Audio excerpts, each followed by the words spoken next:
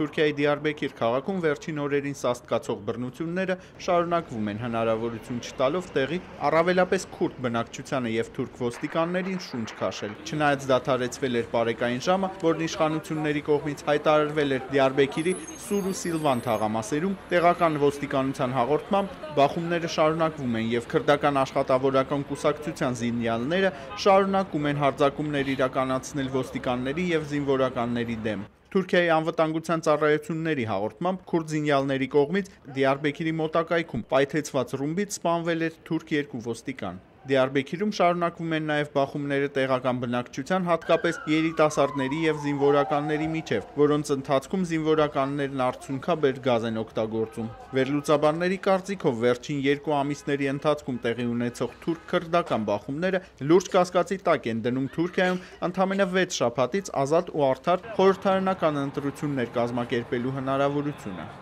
Արման Թարջիմանյան, Ամերիկայի ձայն, Վաշինգտոնից։